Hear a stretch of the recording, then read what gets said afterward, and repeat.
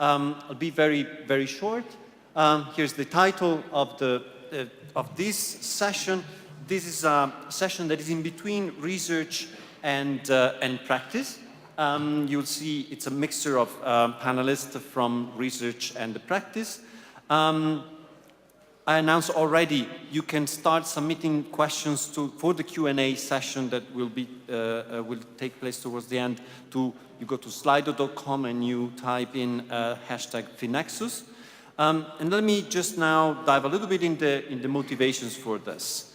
Well, it's essentially we're asking whether we have the right metrics. And in particular, there's a whole discussion that I don't want to go into the detail now, but you'll find some information on the when you click on the program, you look at the details on the background information regarding this session, you find a discussion about market-based solutions.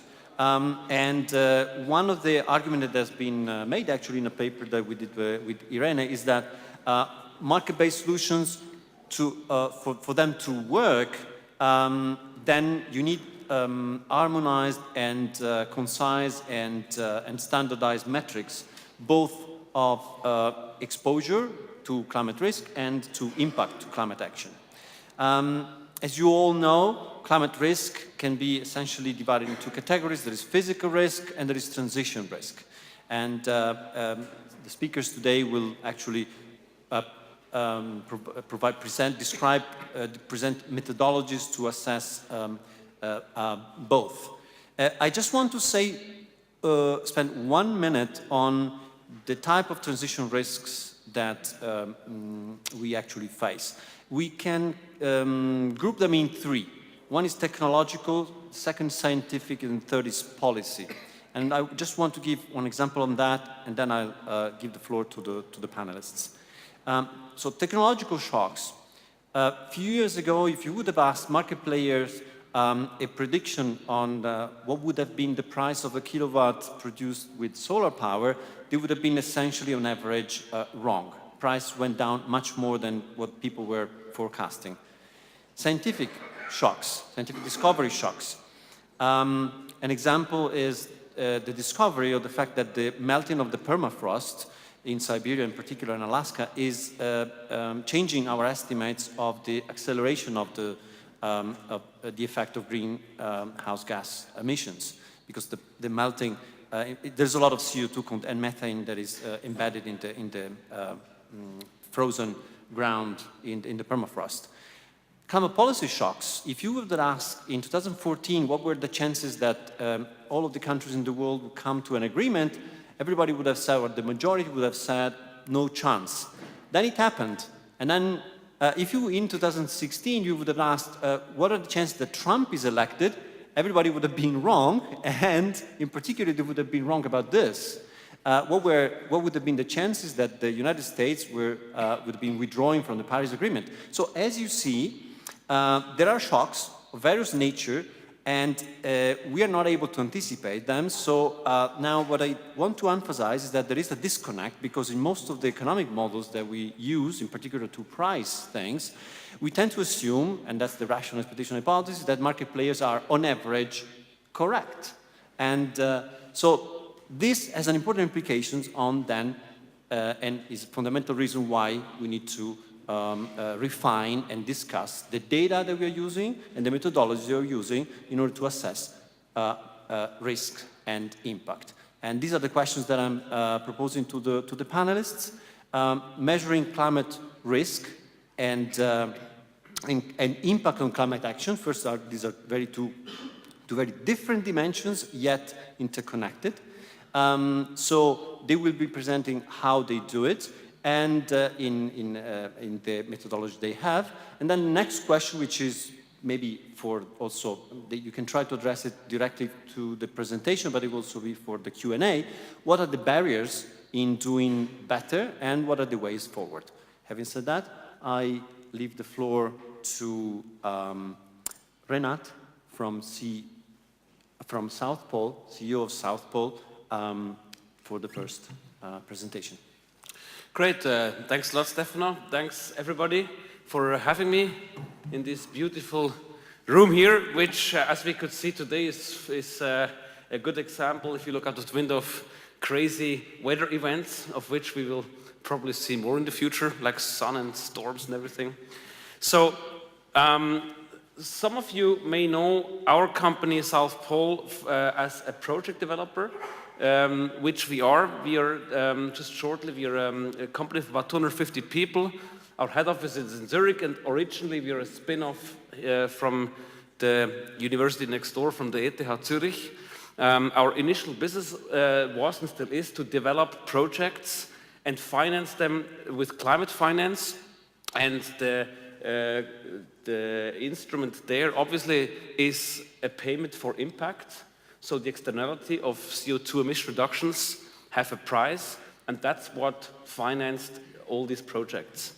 Because we did all that, we built up a network of quite large amounts of clients, corporate and financial and government. And we quickly saw that those clients outside of financing projects are actually also increasingly seeing climate change as a business risk, but also as an opportunity. So the company South Pole started to evolve projects in that direction. And I'm going to present you today a few examples of what we do and where we're currently standing on that.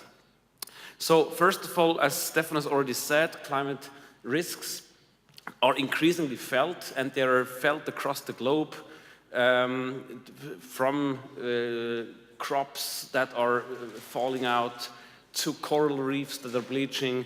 And here in Europe, I would argue one of the most serious risks we have is actually refugees.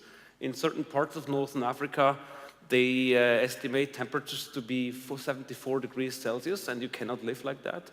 So what are you going to do? You're going to go somewhere. So we have very serious climate risks as well here in Europe, a part of the glaciers and other topics.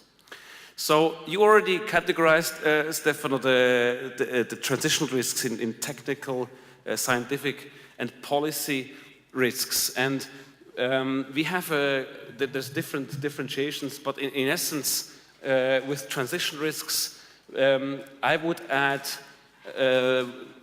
two of them. One is reputation risks and the other is legal risks. Some of you may have heard, just last week, the city of New York announced to sue the large oil companies, oil and gas companies, for Sandy, because they have, apparently they have evidence that there's a direct link between the greenhouse gas emissions of these oil and gas companies and the impacts that had to be paid by the taxpayer of New York.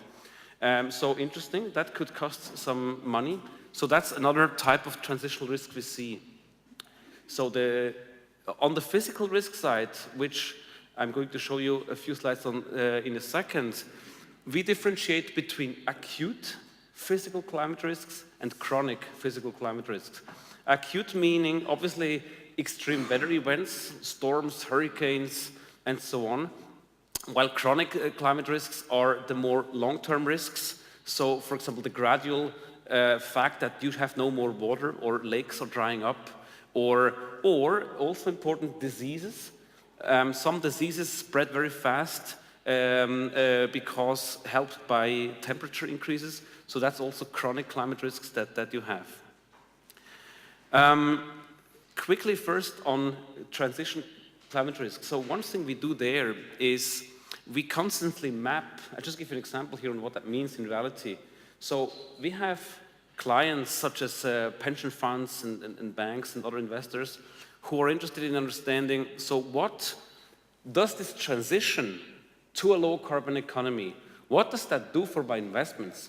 And one part of the answer is we're constantly looking around the world after prices on carbon, existing price on carbon, announced price on carbon, and we're then modeling if you have a portfolio of companies with 1 million tons of CO2 footprint per year. If a carbon price is now introduced in Brazil or in Canada or wherever, you have the profitability of your assets will change because these companies are now liable to a price on carbon. So it's not the only element, but it's one element where you can actually measure the consequences of climate policy to the price, the valuation of assets. Another interesting one, obviously, is bond ratings, sovereign bond ratings. If, for example, the country of Brazil, the rating of Brazil, to a certain degree, consists of the fact that Brazil has oil reserves. That is increasing the likelihood of Brazil paying back your sovereign bond. But if, of course, the world agrees to leave a huge amount of oil in the ground, the question is, what does that mean to the rating of Brazil? Because now it's less likely that, or it's much less likely that the bond is going to be paid back. So that's another example of transitional risks we can calculate. On the other side, I should say, our clients are not only interested in the risks, the whole transition also brings opportunities. So same map, carbon pricing. If, of course, you are in the business of renewable energy, or if you have a sensor that allows for energy efficiency, your business will actually benefit from a carbon price. So that can also be modeled. How much more competitive is your technology that is actually a bit more expensive, but because everybody else now has a carbon price, you're comparatively more competitive. So that can also be modeled. What's actually the benefit for your company on that? Let's now move a little bit to physical climate risks. There, the situation gets slightly more complicated because now we have to use big databases of climate models. Just show you one example here. This is a map that calculates the risks of additional days of drought in Europe, and we mapped that against the assets of major power utilities. So this map can be used to show, and why is this important? If you have hydropower, of course you need water, but if you have nuclear power or coal power, you also need a lot of water for the cooling, for example. So the question of how much more drought days are there in a 2, 3, 4, 5 degree scenario are important and relevant if you are a utility. So these risks can be calculated by mapping drought maps against asset maps. Another example, deforestation. We have another tool which is able for 175 commodities to estimate what risk you have that because of you sourcing this commodity from that country, you were responsible for deforestation. And that's, keep in mind, reputational risks. That's an important element. If, of course, it becomes known that your company has been sourcing palm oil for your soap, and because of this bottle of shampoo or whatever it is, you had X amount of deforestation, that's not sounding very well to your customers. So these kind of tools allow you to anticipate and to potentially change your supply chain. Last example, water risks. This is more an example on how we go about that. For example, we look at portfolios. Let's say you're an investor pension fund, let's say. What we typically do is we go in 2 steps. Step 1, we look at your entire assets, asset classes, private equity, listed equity, and others, and we try to identify hotspots that are particularly vulnerable to certain type of risks. And we then create these kind of heat maps where we estimate where do you have high risks, medium risk, and low risks.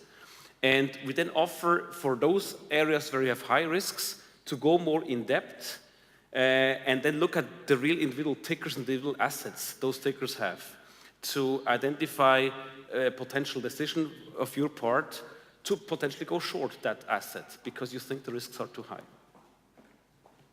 So, yeah, I think my time's up. I leave it there. I hope I could show you a couple of examples on what is possible. I should conclude maybe by saying this is still a lot of research in progression, but we are really helped by the current upswing in availability of data and also availability of data processing. So the better the data gets, the better our risk maps become, and the more precisely we can actually create information where you should invest if you want to be part of a low carbon world.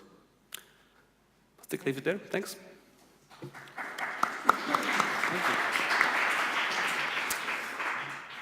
Turn the floor to David Uzocki from IISD.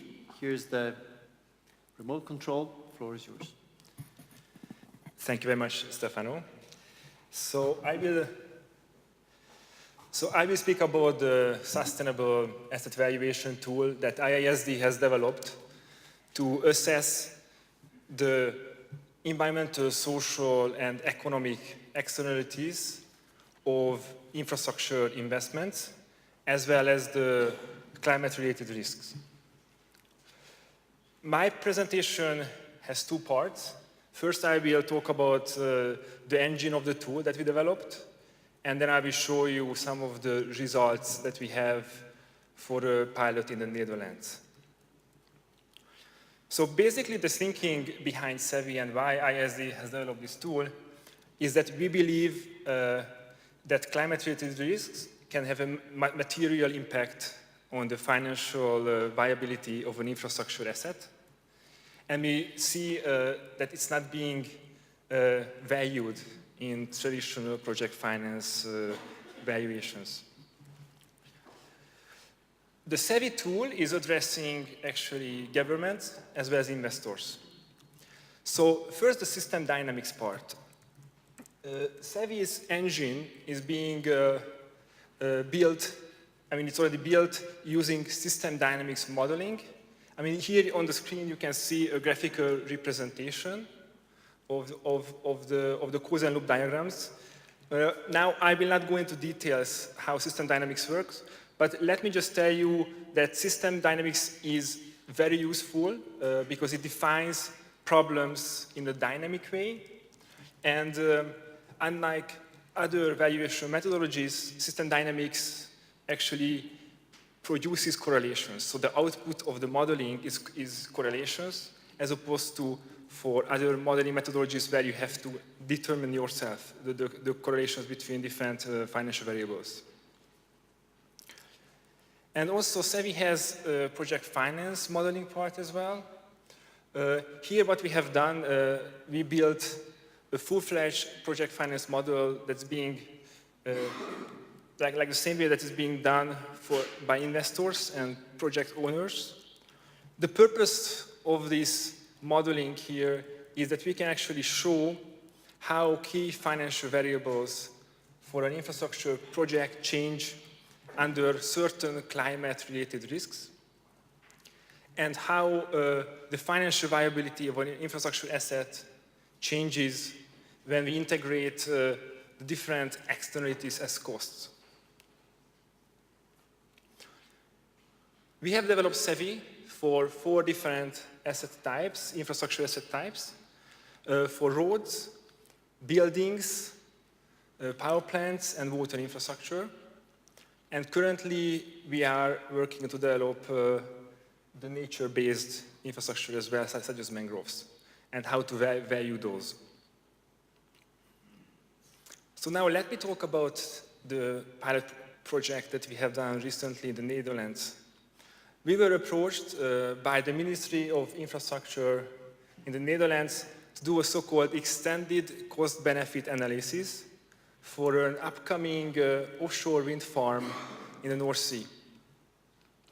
If it goes ahead as planned, this will be one of the biggest offshore wind farms in the world, with an energy generation capacity of up to 14 gigawatts of power.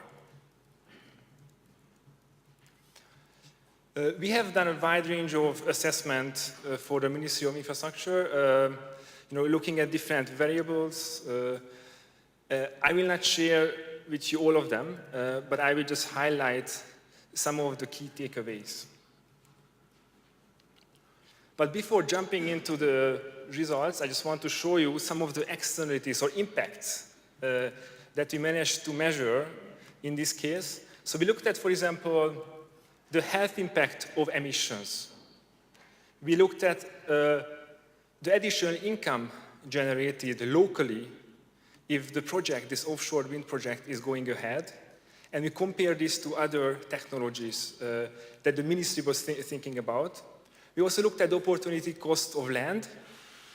And we also did an assessment about the cost implications of this project on the military base nearby, on the fisheries, and on recreation. So in this case, does it impact tourism if the tourists can see the small wind turbines from the coast? Does it have, for example, an impact on real estate valuation? And we also looked at, of course, sand mining and the impact of the offshore wind farm on sand mining and seaweed. So the results are actually organized by different scenarios. So scenario 1 shows you the conventional cost-benefit analysis that is being done now. So this is the business as usual scenario.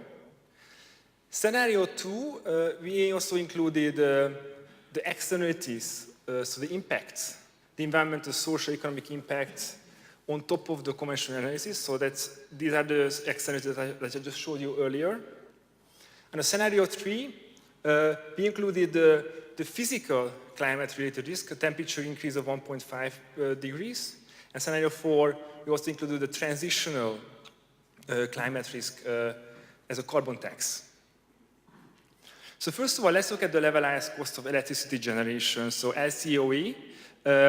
So here again, we compare the offshore wind farm on the left to the other energy generation technologies that have been considered, or at least were on the table. So what you can see that under the conventional cost-benefit analysis, scenario 1, and the offshore wind is not doing that well. So what you have to keep in mind, because LCOE is a cost, right? So you want to have as low as possible. So in this case, different technologies might be more cost efficient. But once we factor in the externalities, so different environmental, social, economic impact under scenario 2, this changes. And then also when we add the climate-related risk, then this definitely changes in favor of the offshore wind project. Especially the difference is huge when you look at the fossil fuel-based energy generation technologies. The next slide here you can see how the internal rate of return changes for the offshore wind compared to a coal power plant. Now, what you have to keep in mind is that the IRR is arguably the most important financial indicator that investors look at before investing into an infrastructure project. So the higher, the better in this case. When you use conventional cost-benefit analysis, scenario 1, then coal is doing slightly better. But once we include the externalities and climate-related risks, both physical and transitional, this again, it changes significantly in favor of the offshore wind project. And by the way, this is also due what Renat was saying, that if there is a temperature increase, it's much more difficult to cool the coal power plant, for example, and this we have factored in.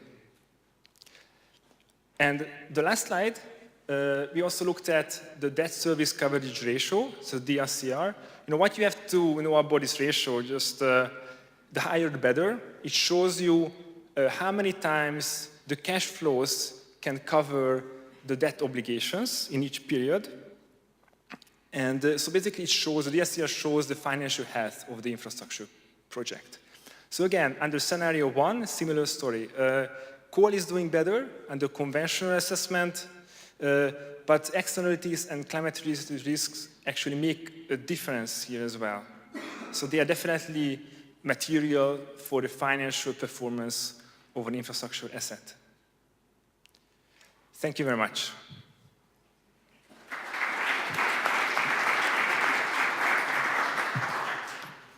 Next speaker, Irene Monastirolo from Vienna University of Economics and Business.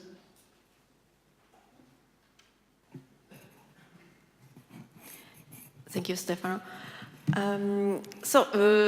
Today I'm going to present the ClimaFin toolbox that we developed, and actually we provide an overview of the matrix of climate risk and the impact that it contains, and we will focus in particular on one application, which is on the matrix of risk of the climate stress test.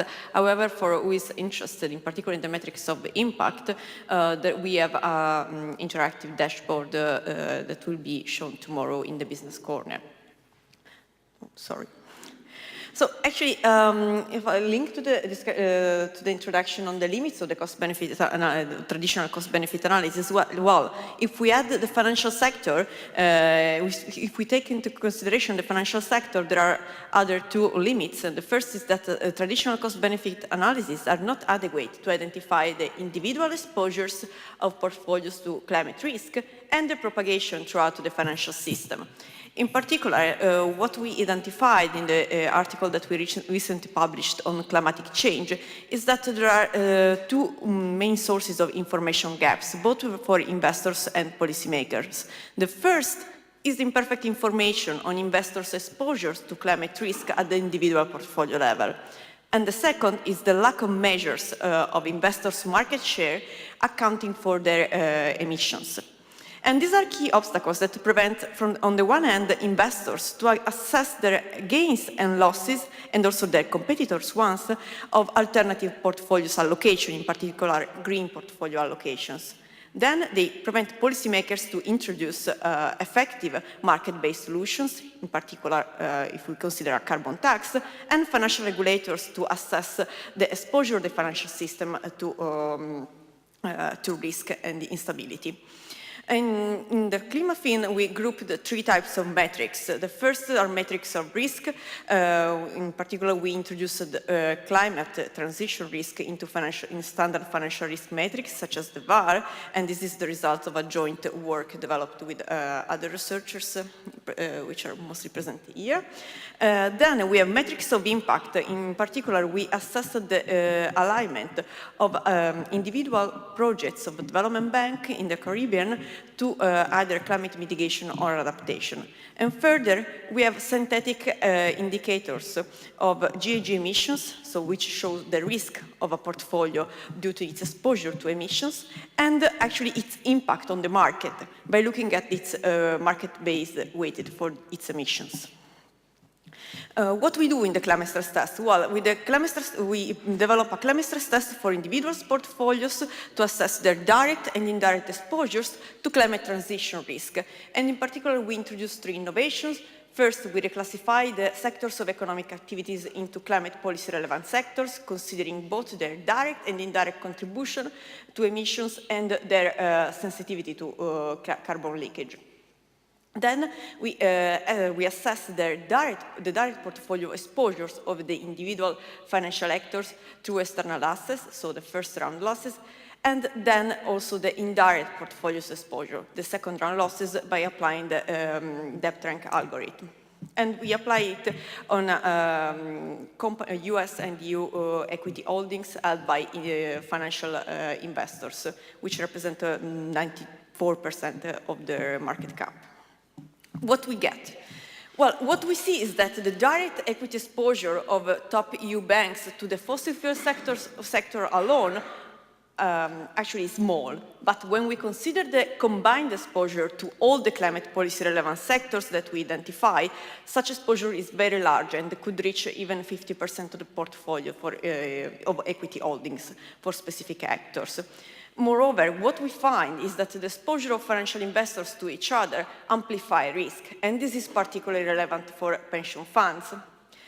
Thus, in this case, we could consider that the introduction of stable, clear, and consistent climate policies actually would not cause systemic risk, and so banks would not fear for that. But actually, this is a precondition. So we can introduce metrics of risk and impact, but actually disclosure is not enough. We need actually transparent and early metrics. And our 5 take-home messages are that, we need climate risk and impact metrics at the individual bank, and this is in the interest not only of policymakers, but in particular of central banks, if they are serious on their stability mandate. And in particular, what Stefano said is that in the presence of shocks, market players cannot fully anticipate price changes, thus leading to systematic mispricing. In this case, the climate stress test could help. This is an snapshot of the steps of our approach. First, we consider the climate scenarios of the IPCC report, and after reclassifying the sectors into climate policy relevant sectors, we construct the distribution of shocks on the fossil and utility sectors, and we consider them in terms of change in the sector's market share, conditioned to timing and magnitude of phasing in of climate policies, using the limits integrated assessment model dataset. And then we compute the individual direct and indirect exposures. What we find is that the direct exposure of top worldwide banks to climate policy relevant sectors is relevant if you look at the first 5 sectors, which are our climate policy relevant sectors. However, what's interesting of our approach is that by having a micro-level approach, we could compare actually the share, the relevance of this of the exposure to these sectors for each portfolio, not only in terms of value, but also in terms of relevance on the overall portfolio. And we see that the relevance is very different. For instance, if we consider the exposure to fossil fuels of Norges Bank or of Lazard. Then we compute the first and second round effects for an average brown or green bank. So an average brown bank is a bank which is most exposed to fossil or utility brown, and an average green bank is a bank which has a portfolio most exposed to green utilities. What we find, and this is the, if we look at the bottom figure, in the first round effects, is that an average brown bank incurs more losses in comparison to an average green bank, but however, such losses are small. And this may also be due to the fact that we consider only equity holdings, because we could have access to data at of exposures on sectors at very disaggregate level, I mean at 4-digit level. But equity holdings represent only 3.8% of EU banks' total assets. So we think that the story would change if we consider banks' loans and bonds holdings.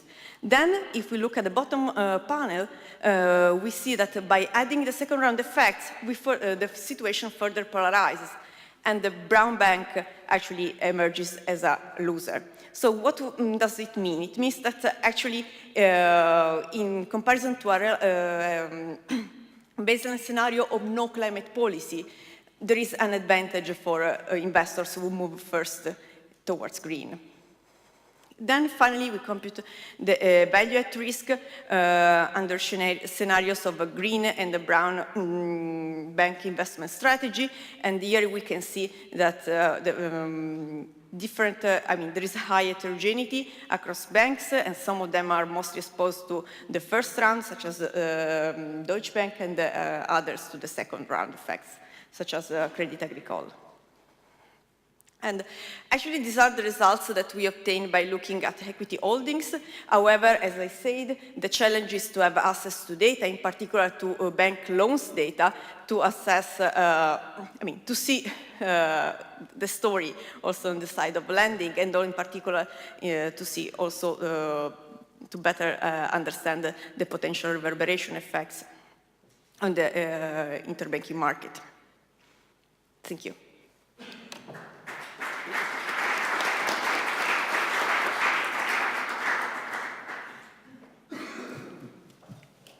Thank you, Irene. We move to the last speaker, Veronika Stobova from the University of Zurich.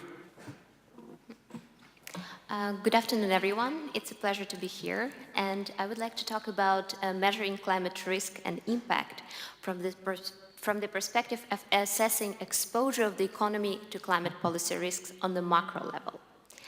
The Paris Agreement was probably the tipping point which led institutional investors to the realization of the need and the necessity of assessing climate change-related risks. The Paris Agreement had a lot of supporters, but also it had a lot of opponents.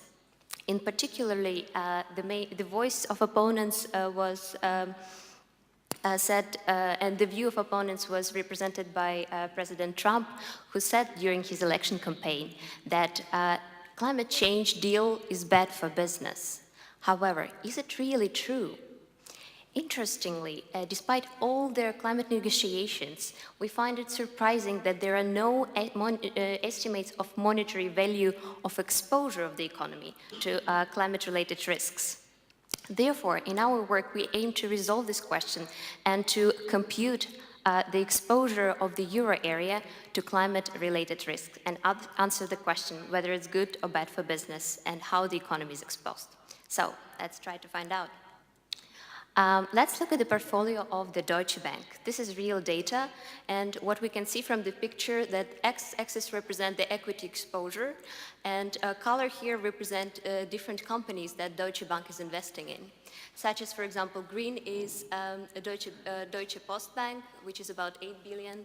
Then we can see that Deutsche Bank is investing in Total, about 4 billion, then Apple, 3 billion, and etc. So Deutsche Bank had this information, and by looking at this portfolio, he can see to which companies he's investing in, but however, it's difficult to assess the climate-related risks by looking at this picture. However, we can do better. We can reclassify the companies by the economic activities that they perform. In particular, we can look at their NACE 4-digit level code and say that Deutsche Bank is investing in different financial activities, also in different manufacturing, and this information gives us, more information on climate-related risks. And, but to make it even better and to understand what is the portion of portfolio of the Deutsche Bank, which is exposed to either positive or negative reevaluation due to climate policies, one needs to reclassify their traditional classification because it doesn't fit the purpose of identifying it into climate-relevant sectors that Irene was talking about earlier. And these sectors are fossil fuel sector, which are related to extraction of fossil fuel, utility, energy-intensive, housing, transport, finance, and other sectors which are considered climate non-sensitive. It's important to highlight that that the exposure of the Deutsche Bank to fossil fuel is actually quite small. But other sectors, they could be considered climate sensitive because depending on which energy they use, they could receive either positive or negative shock as a result of climate policy evaluation, such as transport could be both green or brown depending on the specific company. And this is analysis on the individual portfolio level. However, it's also important to look at the macro level. So how to assess, in principle, the exposure of a certain investor to climate policy risks? So let's look at the investor on the left-hand side. There are assets, liabilities, the difference between them, equity, and there are different financial instruments available for the investor, such as equity shares, bonds, loans, and etc. So following the approach that I showed you earlier, one can look at specific instrument and one can assess the exposure through the specific instrument to climate-sensitive sector and have a picture like this. So this represents the direct exposure of the investor to climate-sensitive sectors, and it gives an idea to the investor how much he or she is exposed. However, it's also this is a direct exposure. However, the situation is a bit more complicated in the real world. Financial institutions are connected between themselves through various types of financial contracts. This is a simplified case scenario. When we have a company which can be either green or brown, this company can ask a loan from the bank to finance its activities. And then we have an investor who comes in and would like to have diversified portfolio by investing in company and the bank. Investor thinks that he has diversified portfolio. What investor doesn't know is that the bank gave a loan to this company, and in case there are some shocks on this company, either positive or negative, these shocks indirectly through the bank will propagate to the investor. This is an illustration of a second round or indirect effects that must be taken into account while actually assessing the exposure. And many studies also from Stefano Battistone and colleagues show that this second round effects in the case of mispricing and leverage could be much bigger than the first round effects and the direct effects. So this is how situation looks for the euro area. we tried to estimate interconnections between the institutional sectors of the euro area, and this is actually a database. Nodes of this network represents institutional sectors, government, households, non-financial corporations, banks, investment funds, insurance and pension funds. And links represent various financial instruments such as equity holdings, bonds, loans, insurance and pension funds scheme guarantees. Their link is shown in the direction of the exposure, such as 1/3 of households' balance sheet is deposits in the bank here. Then we can see that insurance and pension fund has 1/3 of their assets in investment funds. And then we can also see how they all exposed to non-financial corporations of the euro area. This is yellow box. However, if we look at the situation on the global level, if we look at the global companies, we can see that investment funds are heavily exposed to global non-financial corporations. These are investment funds of the euro area and non-financial corporations globally. Therefore, we can see that there is the insurance and pension funds are exposed to investment funds, which in turn exposed to non-financial corporations, which in case of the shock on the non-financial sector will propagate to the insurance and pension funds. This is an illustration of a second round effect, again, which has to be taken into account while estimating gains and losses of the euro area on the way to decarbonization. If you would like to play around with this and with this network online, one can also look at this dashboard. And if you have any questions, please contact me. I will be happy to help. And finally, we also analyzed for the euro area institutional sectors which financial instruments are important for them. Such as, for example, one can think that the main purpose of bank is investing in the real economy, but from the actual data we can see that this is not the case. The biggest chunk on the bank's balance sheet is actually intra-financial, interbank loans. And also we can see that insurance and pension fund is heavily exposed to the investment funds, which shows that it is important to take into account various financial instruments when we calculate the shock propagation through the financial system. And in order to answer the question, is climate change bad for business? Or to reformulate it, what is the exposure of the euro area economy to climate policy risks? Well, we have good and bad news. But before I tell you both, I would like to tell you a bit more about this picture. The axis here represent equity exposure through equity, bonds, and loans. And basically, each instrument here, we can see that this is the whole balance sheet of the banks of the euro area, classified by institutional, climate sectors, with fossil fuel, energy intensive, and etc. And what we can conclude from here is that exposure of banks to fossil fuel is actually quite small. It's about 1%. Therefore, they shouldn't be worried about the transition to a low-carbon economy because their direct exposure to fossil fuel is small. However, the exposure of many sectors to climate-sensitive sectors is quite big. And most importantly, all the sectors have a very large inter-financial exposures, which means that in terms of the financial crisis and taking into account mispricing leverage, interconnectedness can lead to big consequences for their economy. And I would like to finish with their take-home message that we estimated the exposure of the euro area to climate-sensitive sectors using climate network approach and using a network approach. And we also, important point that under the condition of mispricing and leverage, interconnectedness can amplify shocks. But on the other hand, it can also help to redistribute the shocks in the system. But in any case, it must be taken into account while estimating risks and gains on the way to decarbonization. And finally, better disclosure of climate-relevant information in combination with estimation of climate risk would allow to avoid mispricing and secure a smooth transition to a low-carbon economy. Thank you.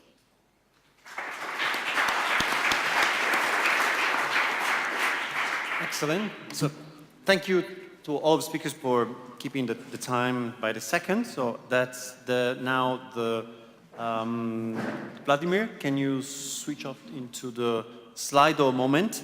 So I saw that there are already a few questions. So I suggest maybe we could start from a combination of these, and then we take more from the floor right now. So I see that I'd like to combine three questions that seem to be related. One is saying, we're not there yet? Yeah. So there is one question at the top is, given the importance of network effects, how much portfolios of different investors would be correlated? Then there are some other questions that relate a bit to what you have been speaking, because cost-benefit analysis is usually based on expected values. So what about fat tail distributions of losses? We know that, I guess the question is, under fat tail, if the tail is fat enough, you can't even compute the expected value, and not to mention the variance. And then there was a question for Irene. How do you specify the size and distribution of climate shocks? And so, if this distribution, this is it's a tough question, but how would you respond to that? Maybe start from David. How do you deal with, in your analysis, with the fat tail distributions of essentially, of shocks? So actually, how infrastructure is being financed is at the very beginning, there is a financial feasibility assessment. And during this financial feasibility assessment, then there is some data provided that indeed that they are expected values. What we have done, that we use these values for our analysis as well. And yes, it's true that it doesn't include any extreme scenarios.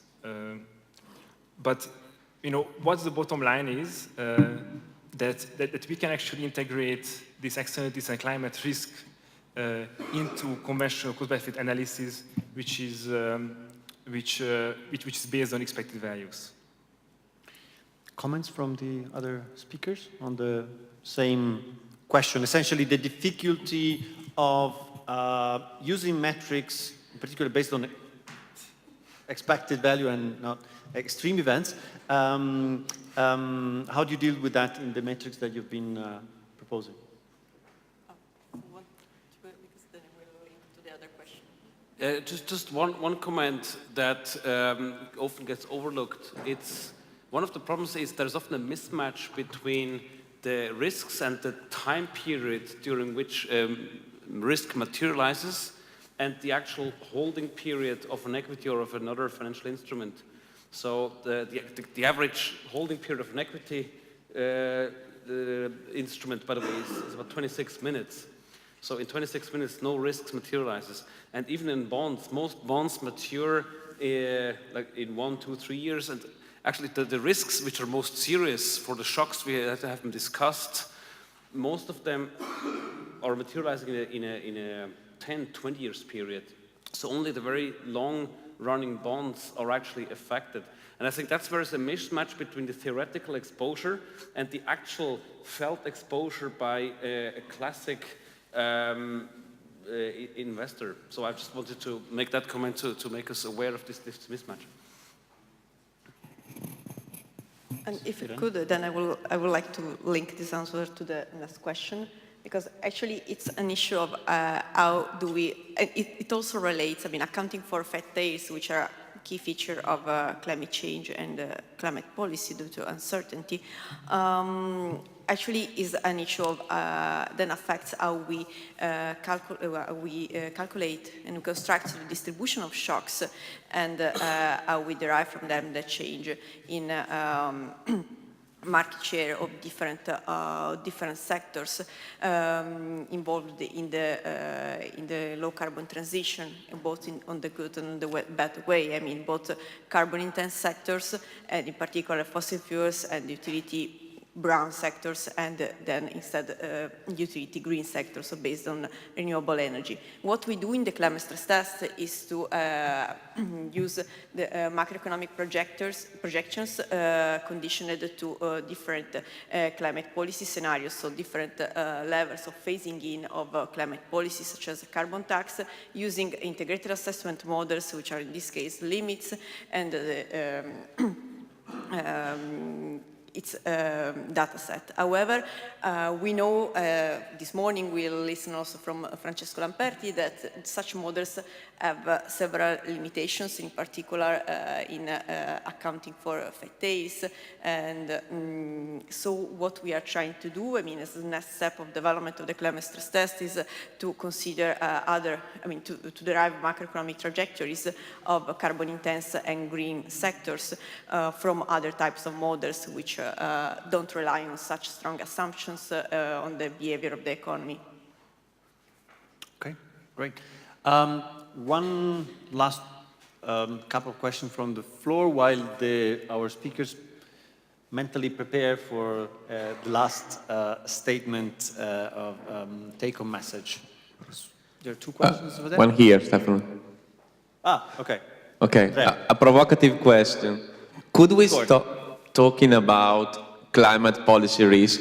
Because, I mean, in the face of all the possible cost and risk of climate change, talking about the fact that climate policy to support the green transition could be a risk for the company, well, you should use another type of terminology, I guess, because it's not a real risk indeed.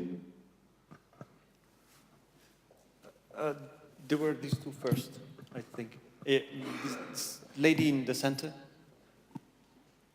Try to speak up if you... Thanks. I've got a question to David. What impacts do you measure and how do you measure them? And to Irene, if I understood you correctly, you are distinguishing between green energy and fossil energy. How do you treat nuclear energy with all the environmental risks and costs and also financial risks? And to Renat, the carbon footprints that you measure, do you include scope 3? Do you include in scope 3 the use of products such as for transportation and and also for disposal? So do you have the entire value chain included into your assessment? This gentleman to the left. My question to Veronica, I really like your research because I think in the market there's huge demand for the how you can estimate the risk, not to give accurate risk, because estimated risk can later on also generate competition in investment. For example, generate alpha or in the index to have beta. So can you answer me that whether your research could be applied in index, for example, climate-based index for investment? Thanks. Thank you. Well, at this point, I suggest let's take even one more, and then you guys try to make a final an answer to the question that were addressed to you, together with your take-home message. Mauro. Speak up.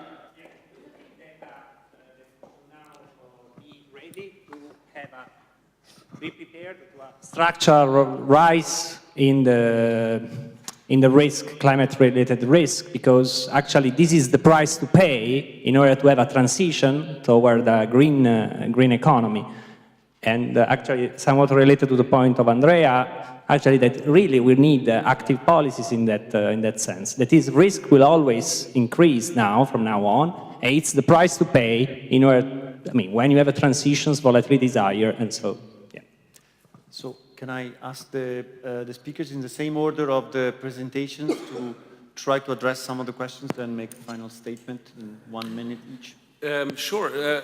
Some of them, first of all, this terminology of political climate risks, I couldn't agree more. I think it's totally the other way around. I think the biggest risk you have these days is to miss the opportunity, and you could lose out. If you look what happens to electric vehicles, if you look what happens to solar power, and you look at energy efficiency, the whole building park, there are so many examples where even in absence of policies, even if subsidies to fossil fuels are still outstripping globally any subsidy to renewables, even in such a world, the transition could happen. So the real risk is you not being part of the show. So I think that's, so we can, I would totally agree. Then the question on the scope 3, of course the answer is yes, very important. It's a totally different data set though. The scope 1 and 2 data you can actually get by looking at usual databases such as disclosures and then doing some calculation work, while the scope 3 is much more difficult to calculate. And just in short, we work on 2 different levels. One is the portfolio level, where we work with overall assessments and overall values for industries. But this creates you actually only heat maps. If you want to know the details of what exactly causes the risk, there is currently only one option. You have to look at the different assets in detail and find out in detail where are they based, what's their customer base, and so on and so forth. So that's beyond what you can cover with tools. And yeah, I think I'll leave it there. All right, so first on the climate policy risk problem. I mean, it is indeed, it's a negative term, I completely agree. But I think what's important is to see that it is indeed a risk for some companies, and for other companies, it's an opportunity. I mean, as you could see on the data that I shared with you, definitely for the offshore wind farm, climate policy is an opportunity and not a risk. And on your question about the impacts, so basically, we measure the range of environmental, social, and economic impacts. I showed the slide on some of them, such as the valuation of health and the labor income generated locally. Basically, what IASD does is that we look at all the best practices and most widely accepted publications on how to measure this impact. So we don't do a primary research in this sense, but we rely on other publications, and we feed these into our tool, and that's how the tool measures these impacts. Thank you. So in terms of, by talking about the terminology, of course I agree. However, Mark Carney, the governor of the Bank of England, actually could help on this. He talked about the transition risk. And this is actually what we also look in the climate stress test. Actually, we consider not only the risk of having a delayed low carbon transition, because we don't have clear and timely policies introduced. And also we look at the gains for those investors who decide to move before the market, the rest of the market, and thus to invest in green.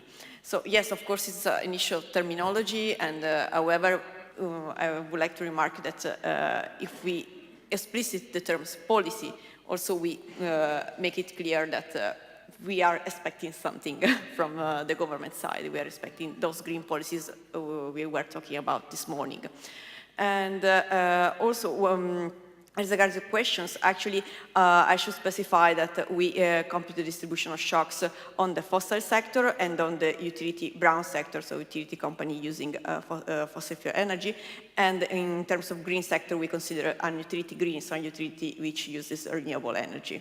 I agree with you on the issue about nuclear, and this is an issue especially, for instance, when we consider green bonds, because they are actually formally, they don't emit as much as coal, but actually, if we consider not only the negative externalities, of course, this might be huge, not aligned with what we could consider sustainability. I would like to start from the question related to indices. The answer is yes, definitely it's possible to extend the approach. It's also important to highlight that the construction of such indices very much depends on specific companies and what they are doing. From this perspective,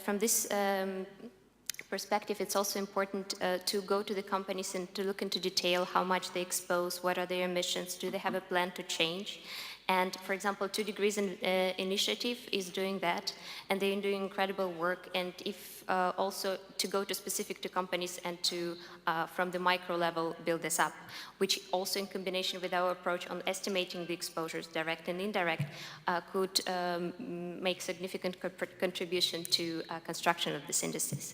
And if you want to learn a bit more about 2 Degrees investing, we have a pension fund session tomorrow morning at 9 a.m. Please join us there.